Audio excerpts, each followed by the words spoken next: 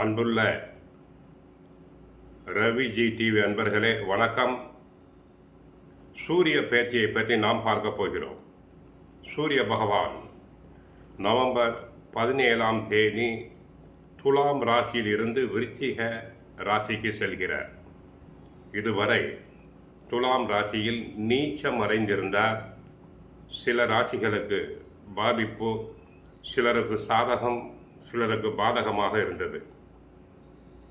சூரியன் ஆத்மகாரகன், பிதாகாரகன் என்போம். நவ கிரகங்களில் ராஜ கிரகம் சூரிய பகவான். சூரியனை வைத்துத்தான் மற்ற கிரகங்கள் ஒளி பெறுகிறது. மேஷ ராசியினருக்கு 5ஆம் இடத்துக்கு உரிய சூரிய பகவான் 8ஆம் இடமாகிய அஷ்டமஸ்தானம் செல்கிறார். 8ஆம் இடம் என்பது அவ்வளவு சரியல்ல. அஷ்டம், கஷ்டம், நஷ்டம் என்போம். அதாவது விருச்சிக ராசிக்கு செல்கிறார். பிள்ளைகளால் தொல்லைகள், பிள்ளைகள் தொல்லை கொடுப்பர். ஏனென்றால் 5ஆம் இடத்துக்கு உரியவர் யார்? பிள்ளைகள் ஸ்தானம் 5 சூரிய பகவான். அவர் 8ஆம் இடம் அஷ்டமஸ்தானத்துக்கு செல்லும் போது பிள்ளைகளால் தொல்லைகள், தொந்தரவுகள் வரலாம். பலவிதமான இடர்பாடுகள் உண்டாகின்றன. ஜாதகத்தில் சூரியன் தான் தந்தையார், தந்தையுடனான உறவு. சூரியன் தந்தை ஸ்தானம் என்பதால் தந்தையாரின் உறவில் விரிசல் ஏற்படலாம். தந்தைக்கும் மகனுக்கும் கருத்து வேறுபாடுகள் உண்டாகலாம். ஆனால் பெண் குழந்தையாக இருந்தால் தந்தைக்கும் மகளுக்கும் உறவு உண்டாகும். ஜாதகத்தில் சூரியன் தந்தை, சனி பகவான் சூரியனுடைய மகன். சூரியனும் சனியும் ஒரே கட்டத்தில் சேர்ந்திருந்தால் தந்தைக்கும் மகனுக்கும் பகை உண்டாகும். இந்த இடத்தில் அஷ்டமஸ்தானத்துக்கு சூரியன் சென்றால் கூட தந்தையாருக்கும் மகனுக்கும் தான் பகை.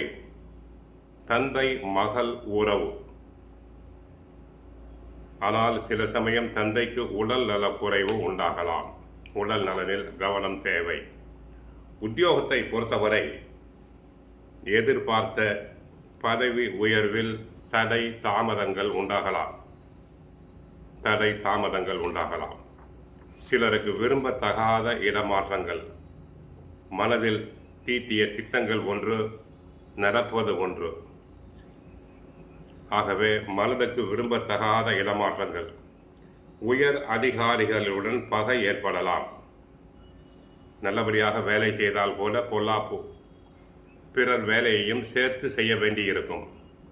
மற்றவர்களின் வேலைகளையும் சேர்த்து செய்து உடலில் அசதி, சோர்வு வரலாம். தொழில் துறையில், அதாவது கெமிக்கல் பிஸ்னஸ், மருத்துவ சம்பந்தமான தொழிலில் எச்சரிக்கையாக இருத்தல் வேண்டும். யாருக்கு கடன் கொடுத்தல் கூடாது, வாங்குதலும் கூடாது.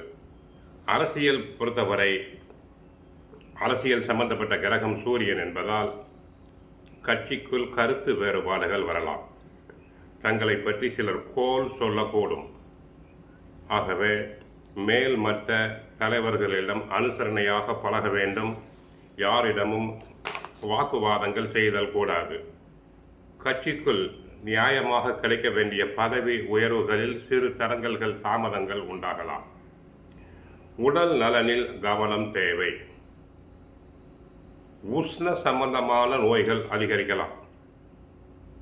ஆக கண் எரிச்சல், கண் சம்பந்தமான உபாதை, யூரினல் இன்ஃபெக்ஷன் போன்ற உஷ்ண நோய்கள் வரலாம்.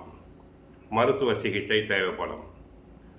தங்கள் மீது வீண் பழி உண்டாகலாம். தங்கள் பெயருக்கு இழுக்கு உண்டாகலாம். கோயிலுக்கு சென்றால் நவ கிரகத்தில் உள்ள சூரியனை ஞாயிற்றுக்கிழமை என்று வழிபடுங்கள். சூரியனுக்கான கடவுள் சிவபெருமானை வழிபடுங்கள். காலை எழுந்தவுடன் சூரிய நமஸ்காரம் செய்யுங்கள்.